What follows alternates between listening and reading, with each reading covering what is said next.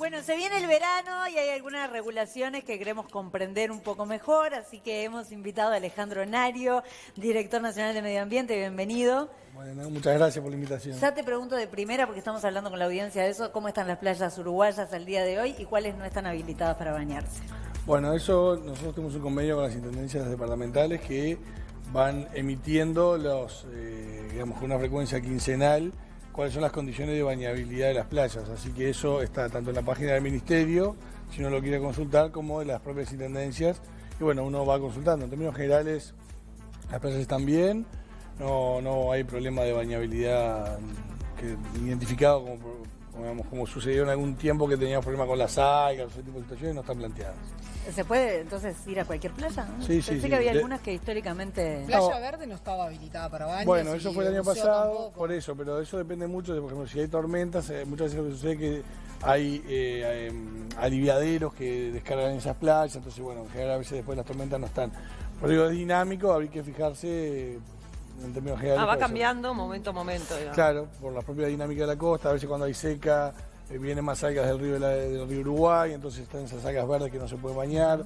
A veces cuando hay tormenta se abren los aliviaderos y hay otro tipo de contaminación. Se ha encontrado mucho plástico también, ¿no? Y eso provoca muerte de animales. Ese es otro gran tema. Ese es otro tema, sí, es a nivel global. El fin de semana que viene tenemos la jornada de limpieza de costa, que lo tuvimos que suspender por el tiempo, ya 2 veces.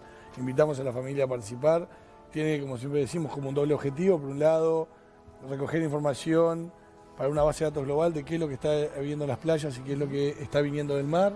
Ahí notamos que los uruguayos estamos siendo un poco más limpios en lo que hace a lo que hay en la playa, pero está viniendo cada vez más contaminantes del mar, sobre todo plástico, ¿no? Muy bien. Bueno, cambiemos de tema, ¿no? Vamos, porque la playa está, entonces ya está, estamos todos habilitados, estamos bárbaros por ahora. Por ahora. Cambiemos un poco de tema. UPM. Sí. Vamos a arrancar por uno de los dos costados de UPM. Ya que estamos con ríos, vamos con el Río Negro. Río Negro, la segunda planta de UPM y la tercera planta de celulosa en Uruguay sería a orillas del Río Negro. El Río Negro es un río que ya está contaminado, que tiene alto nivel de contaminación, y si la planta se instalara ahí, complica porque también vierte al Río Negro y bueno, tendría que tener una cuestión. Hay un tema ahí con números que buenísimo, que el agua para la nueva planta de UPM equivale al consumo de 44 millones de personas. Eso salió en su estado. Sí, fue un manejo capcioso de la información. ¿Sí? Sí, les voy a explicar qué significa eso. Nosotros, ya en la negociación del contrato de inversión, le transmitimos a la empresa que el Río Negro tenía condiciones distintas al Río Uruguay o al Río de la Plata, como es la otra situación. Eso hace que hubiera que tener algún nivel de consideraciones. Algunas a nivel macro. Lo que dijimos es un río que ya tiene niveles de fósforo y nitrógeno fruto de la actividad agropecuaria por encima de la norma. No es de los valores más altos del país, en general todo el país tiene problemas con fósforo y nitrógeno por la actividad agropecuaria, pero como tiene lagos, se generan condiciones para que crezcan las algas. Un poco lo que estamos hablando hoy, esa que viene del Río Uruguay, que a veces se viene en Montevideo, ahí sean particulares condiciones para el desarrollo de las algas. Entonces había que ser especialmente cuidadosos de la situación, y lo que vimos a nivel macro es, UPM vierte tantos kilos de fósforo y nitrógeno, genera un sistema de compensación para retirar de otro lado. ¿Cuál es el otro lado que se va a retirar? El saneamiento de Paso de los Toros y Centenario, y aportar al plan que el gobierno está trabajando para el Río Negro, parecido al de Santa Lucía, para reducir el fósforo que viene en la actividad agropecuaria. De esa manera, en el carácter global, está bien, tengo algo que agrega, pero retiro otro lado. Eso le permite al país avanzar en un desarrollo que el país necesita y cuidar el río en términos macro. Después viene en el propio sitio donde descarga, que es lo más complejo y lo que se estudia en el propio estudio de impacto ambiental. Ahí lo otro que transmitimos es que el Río Negro hoy tiene una dinámica en la cual en determinado momento UTE no deja pasar agua porque le sirve por cuestiones de generación almacenar y no dejar pasar. Obviamente no puedes tener una planta donde no corre el agua.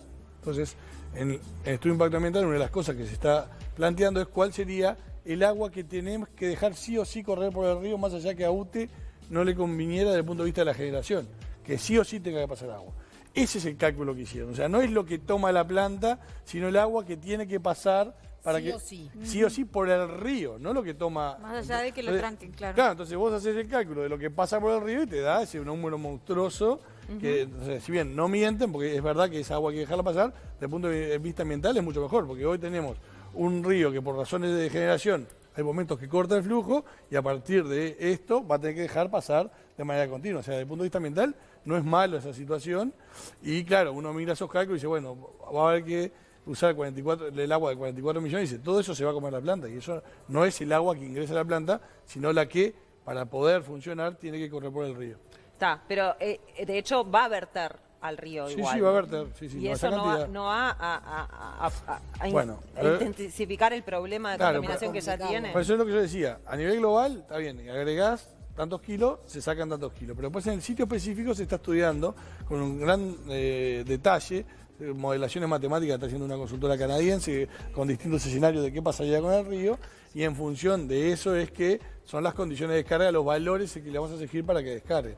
Obviamente que el caudal que se está dejando pasar tiene que ser tal que permita diluir hasta las concentraciones tolerables el vertido.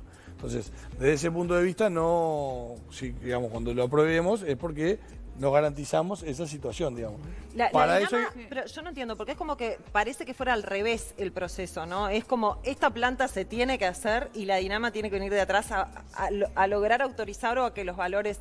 Fue medio así con este tema, ¿no? No es lo mismo, o sea, no son previos las autorizaciones ambientales. No, son dos cosas distintas. Una es el contrato de inversión y lo que se exigió a la empresa como compensación.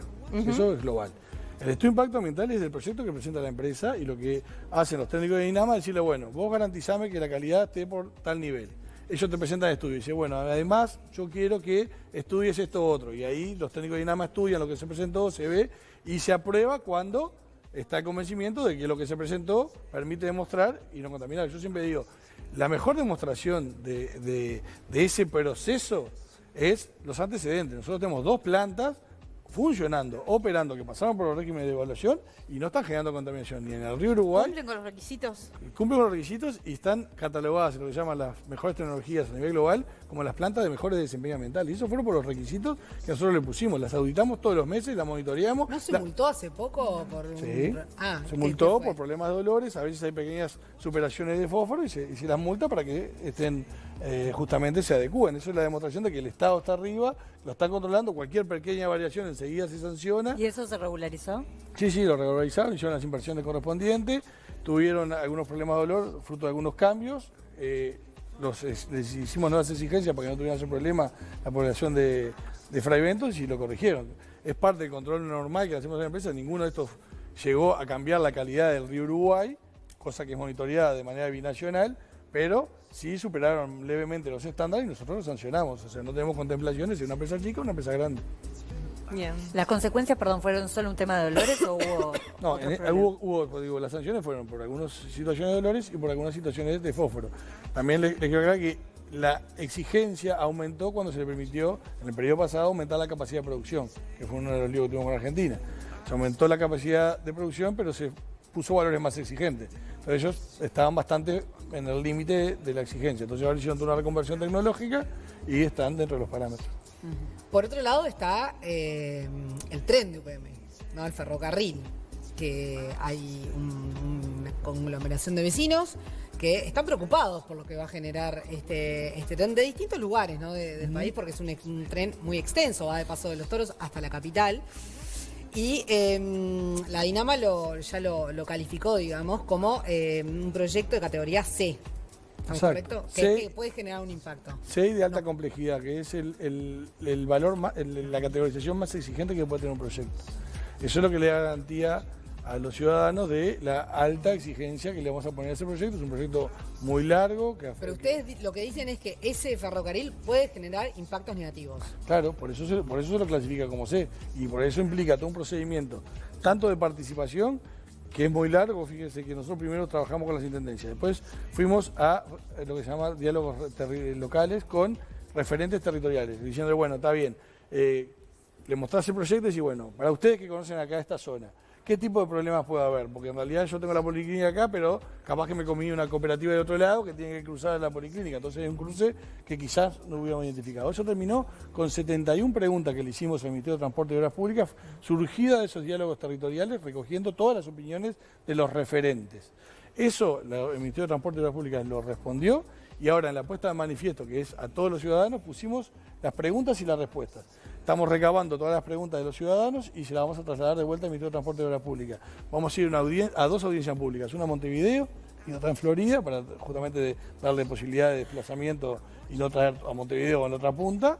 Y todas estas preguntas van a ser respondidas en la audiencia pública. O sea, hay todo un proceso de participación muy fuerte para identificar aquellos problemas que pudiera generar el proyecto del tren.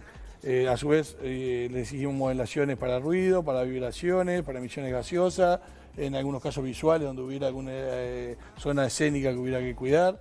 La verdad que fue un proyecto, justamente como ese, de alta complejidad, muy exigido. Le pedimos, le pedimos modelación de tránsito en Montevideo, que es un tema que nos preocupaba mucho. Se hizo una modelación muy fuerte de cómo interferir los nuevos cruces y la cancelación, porque ahora la vía va a estar toda cercada, como debe ser en el mundo, ¿no? Para evitar accidentes. Entonces eso concentra los cruces en algunos lugares y eso puede generar problemas en la circulación. Eso implica medidas de mitigación. Lo modelaron, se lo enviamos a la Intendencia de Montevideo, que tiene una unidad especializada de movilidad, para que lo evaluara, nos dio su consentimiento. O sea, hemos sido muy exigentes. Y si uno mira, porque aparte transparente también la información en el Observatorio Ambiental, está todo lo que ellos presentaron, las cosas que les fuimos pidiendo, más exigencias, lo que ellos presentaban, o sea que uno puede hacer el seguimiento de todo el proceso de análisis ambiental en ese observatorio ambiental. Ahí tenemos todo lo relativo a la planta, al puerto y al tren. O sea que no van a tener ninguna viabilidad hasta que todo eso esté en regla, digamos. Y ahí ¿qué puede suceder? Siempre, cuando uno modela, por ejemplo, te puede dar un vecino que supera el valor de ruido, por ejemplo. Ahí tenés la opción de la mitigación. Entonces, en la zona donde supera la modelación, le pedí que ponga pantallas. O sea, hay mitigaciones muy conocidas en el mundo, son unos apantallamientos de manera que el ruido no lo traspase y no llegue a los vecinos. Lo mismo con las vibraciones. En la propia vía se ponen unos atenuadores que absorben esa vibración. Nosotros teníamos 2 opciones: modelar contra lo estructural, o sea, que la vibración no genera problemas estructurales, o contra el confort. Fuimos a modelar contra el confort. Por lo tanto, si ya garantizo el confort, está sobre garantizado el tema estructural. O sea, no se va a mover. Exacto. Entonces, y a su vez, estamos pensando en la resolución final, generar una comisión para hacer el seguimiento de la obra, porque es una obra compleja, que los vecinos tienen que tener a quien llamar, a quien consultar. Claro, porque si finalmente no resulta por algún motivo y alguien tiene un problema en su propiedad, sí cabe la posibilidad después de hacer un reclamo pertinente. En realidad son 2 cosas. Yo me refería a la obra, porque es una obra que va a interferir durante el proceso. Obviamente es una obra bastante compleja y ahí uno tiene que poder responder rápido.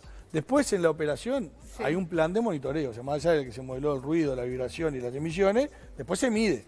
Si hay superación, se le va a pedir a la empresa que ¿Y ponga en cuánto tiempo se regulariza eso? Porque me imagino yo, vecino que vive en la zona, dice, bueno, capaz que yo me quejo y se regulariza al año y estoy un año bancándome estos ruidos, estas vibraciones, mi calidad de vida totalmente disminuida, ¿no? No, eso se va a intimar en cuanto se detecte el incumplimiento. De todas maneras, como decían, primero se modeló y hay un porcentaje de cobertura respecto a eso. Puede pasar por alguna razón, no sé, que el suelo tuviera alguna característica que transmitiera más la vibración, no sé, algo raro. Podría llegarse a dar y para garantizar... Es probable, ¿no? No es tan probable porque es bastante conocido. La estructura de basalto en Montevideo es bastante conocida. O sea, esto está muy estudiado. En el mundo se imaginan que este tipo de proyectos pasan muy seguido. Lo que pasa es que es una combinación de cosas que tiene que hacer Uruguay, que no es solo la planta. No es como la otra vez. A ver, el proyecto UPM involucra el tren, el puerto, una terminal portuaria, la propia planta, reparaciones de puentes y rutas, líneas de alta tensión, ¿no? Es un proyecto complejo. Nosotros justamente tenemos... Es un dolor de cabeza para la Dinama. Sí, bastante. Sumado al resto de las cosas que tenemos, las cuestiones de la costa, el Santa Lucía. Hay una cuestión también de suspicacia, porque obviamente no es una empresa multinacional que viene y que trae una inversión enorme. Entonces, ¿qué garantía también tiene el ciudadano de que realmente determinadas cosas se van a cumplir en un país en donde muchas veces lo que se dice no se cumple? No la Dinama. Yo no digo la Dinama, no, pero el país. Digo, los antecedentes con la Dinama, yo creo que la Dinama tuvo la capacidad de evaluar grandes proyectos, en su momento incluso algunos cuestionarlo, como puede haber sido alguna minera grande que hubo, y pararse firme frente a esas situaciones. Entonces, vayamos a ver los que pasaron por el proceso y díganme cuáles de los que pasaron por el proceso de Dinamo que tenemos problemas, que están contaminando, generando el problema a la gente. Y eso no hay. ¿Por qué? Porque el proceso es muy exigente. Y una cosa que yo quiero aclarar, la evaluación en la Dinama no es blanco o negro, no es apruebo o desapruebo. El del caso de Santa Lucía, yo creo que es un ejemplo paradigmático. Las industrias cuando se presentaron en Santa Lucía, presentaron proyectos y se los rechazamos. ¿Qué hizo la Dinama? Contrató a un experto alemán en eliminación de nutrientes, que Uruguay no tenía conocimiento, y les hizo reformular los proyectos ¿para qué? Para que hoy tengamos al frigorífico Canelones, al frigorífico Las Piedras, funcionando, dándole trabajo a la gente y no contaminando con determinadas condiciones. Exacto, digamos. pero el rol de la Dinama es que los proyectos salgan con controles ambientales tales que no contaminen, porque Uruguay se tiene que desarrollar. No estamos para trancar, estamos para que las cosas salgan con garantías ambientales. Hablando de otros proyectos, hay varios televidentes que nos consultan porque parece que el proyecto Bioterra, que comienza a producir el primer compost peletizado de Uruguay, dice que en la zona, que es en Canelones, ¿verdad? Bioterra, en la zona hay un olor horroroso y moscas. Bueno, es un proyecto que se evaluó, pero ahí, de vuelta, vamos a que lo hagan el sistema de... Igual eso lo incorporo personalmente, me acercaron, pero apelen al sistema de denuncia de la Dinama, que es un sistema que funciona muy bien, lo tenemos muy aceptado. ¿Cómo es el sistema de la denuncia? Ahí puede ser por teléfono, el 297-0710 y pedir con el interno de denuncias, o www.bodmagubuy/denuncias. Hay un formulario que puede ser anónimo, porque a veces hay problema de vecindad y no se quiere hacer la denuncia, pero nosotros garantizamos igual la denuncia, o se ponen los datos, ahí se pone el lugar, hay un navegador para poder marcar justamente dónde es la zona, y si el ciudadano puso los datos, le hacemos un informe reportándole qué fue lo que sucedió con la forma denuncia. directa. ¿Cuál es el teléfono? Ahí va, el teléfono porque no quedó claro. 2917 Si ya lo anotamos nosotros también. 0710. 07. Y ahí piden con el interno de denuncia. ¿Es suficiente la capacidad de control de la Dinama? Hablando de eso, ¿es suficiente la cantidad de gente, no sé, los insumos de todo tipo? Digamos? Yo creo que nunca es suficiente de todo. Más inspectores siempre vendrían bien. Sin duda, una de las grandes apuestas que hemos hecho es el sistema de denuncia. Es imposible que la Dinama pueda tener inspectores en todo el Uruguay, en todo momento, los sábados, los domingos, el 1 de mayo. Y ahí nosotros tenemos una estructura de inspecciones que obviamente pondera, a UPM vamos todos los meses, a la pequeña industria láctea de Colonia iremos una vez por año, pero después el sistema de denuncia. Y lo otro que estamos haciendo es fortaleciendo las capacidades de las intendencias, de manera de poder complementarnos, generar las capacidades locales, poder consultarlos y que ellos vayan. Y esa manera, entre la sociedad, que tiene que tener la responsabilidad ambiental, no solo de comportarse adecuadamente, sino de denunciarnos lo que ve en su entorno, más nuestra capacidad, más la de la intendencia, es como vamos aumentando esa Ahora, capacidad. dado el crecimiento que estamos teniendo a todo nivel, me imagino que el nivel de especialización también debe ser grande, ¿no? Sí, sí. Por eso nosotros mañana tenemos un taller de denuncia justamente con las intendencias para ver justamente esos límites. Hay pequeñas cosas que las intendencias quizás puedan hacer. Hay otras intendencias que tienen mayor capacidad, como puede ser Maldonado, Montevideo, Canelones, la propia Colonia, o Paysandú, digamos, ciudades más grandes, y hay departamentos que tienen más dificultades por su propia extensión y desarrollo. Bueno, cómo nosotros encaramos alguna cosa, cómo ellos pueden encarar otra, o cómo podemos actuar en conjunto. En el tema fauna ha funcionado muy bien, todo lo que ha sido control de la casa, la verdad que hemos hecho un cambio muy importante con el sistema de denuncia, y ahí ha sido muy importante, tanto los vecinos como la sociedad civil.